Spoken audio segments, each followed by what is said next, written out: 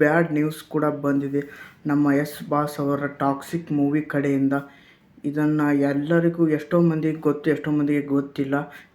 ಈ ಟೀಮ್ನವರು ಈ ಥರ ಹೇಳಿಕೆ ಕೊಟ್ಟಿದ ಮೇಲೆ ನಮಗೂ ಕೂಡ ತುಂಬ ಬೇಜಾರಾಯಿತು.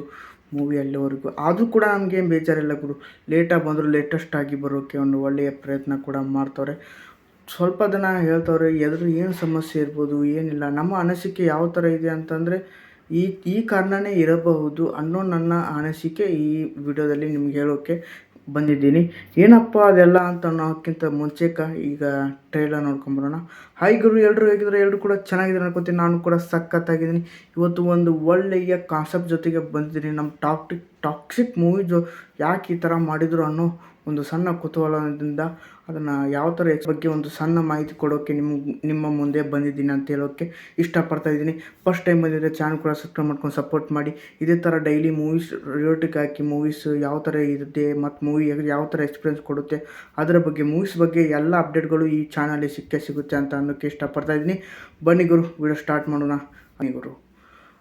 ಟಾಕ್ಸಿಕ್ ಮೂವಿ ಇದೊಂದು ವರ್ಲ್ಡ್ ರಿಲೀಸ್ ಆಗೋ ಮೂವಿ. ಕನ್ನಡ ಮತ್ತು ಇಂಗ್ಲೀಷಲ್ಲಿ ಶೂಟಿಂಗ್ ಆಗಿರೋ ಒಂದು ಬೆಸ್ಟ್ ಕನ್ನಡ ಮೂವಿ.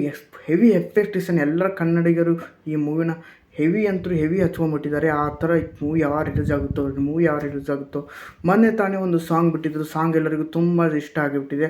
ಟೀಸರ್ ಕೂಡ ಬೇರೆ ಲೆವೆಲು. ಎಲ್ಲರೂ ಕೂಡ ಅದನ್ನೇ ನೋಡ್ತವ್ರೆ, ಏನೇನಿದೆ ಮೆಸೇಜಲ್ಲಿ ಅಂತ.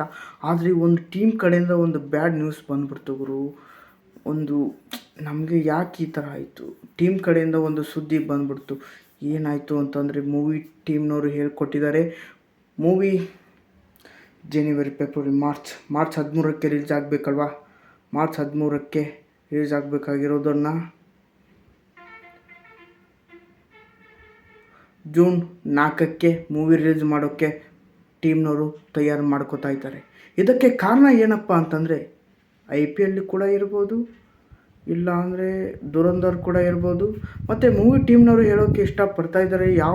ಏನಂತಂದರೆ ಬೇರೆ ಕಂಟ್ರಿಗಳೆಲ್ಲ ಈಗ ತಾನೇ ಯುದ್ಧ ಸ್ಟಾರ್ಟ್ ಆಗಿಬಿಟ್ಟಿದೆ.